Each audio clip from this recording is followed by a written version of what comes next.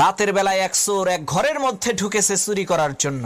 চোর দেখে ওই ঘরের মধ্যে এক বুড়ি মহিলা ঘুমিয়ে আছে।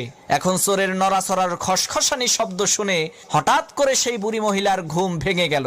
চোর কয়, সর্বনাশ, ধরা বুঝি পড়েই গেলাম, এখন কি করি? এমন সময় সেই বুড়ি মহিলা সেই চোরকে বলল, বাবা, তোমাকে তো দেখে মনে হচ্ছে তুমি খুবই সম্ভ্রান্ত পরিবারের সন্তান, মনে হয় বড় কোনো বিপদে পড়ে এই চুরির পেশাকেই বেছে নিয়েছো।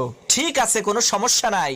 এই যে দেখো, আলমারির 3 নম্বর বাক্সের মধ্যে 5 ভরি স্বর্ণ আর 70,000 টাকা আছে, এগুলো তুমি নিয়ে যাও। আমি বাঁচবই আর কয়দিন, এত টাকা পয়সা দিয়ে আমি করবোটা কি? আর বাবা, তুমি যাওয়ার আগে আমার কাছে এসে একটু বসো।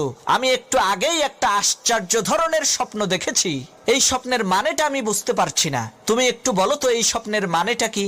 চোর মনে মনে কয়, আল্লাহ, সব বাড়ির মানুষেরা যদি এই বুড়ির মতো বড় দিলের অধিকারী হইতো, তাহলে তো আমার আর কোনো চিন্তাই থাকতো না।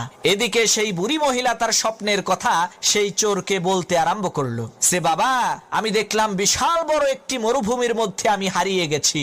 এমন সময় একটা ঈগল পাখি এসে জোরে জোরে 3 বার বলল, জামাল, জামাল, জামাল। এরপরে সেই ঈগল পাখিটি চলে গেল। বাবা, বলো তো এর মানে কি?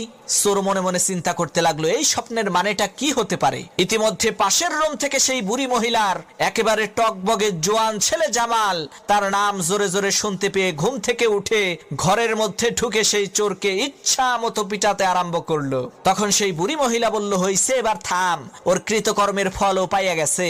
তখন সেই চোর বলল, না ভাই, থাইমো না, আমারে আরো মারো, যাতে ভবিষ্যতে আমার মনে থাকে শালার আমি একটা চোর, স্বপ্নের ব্যাখ্যা করার কোনো জ্যোতিষী না।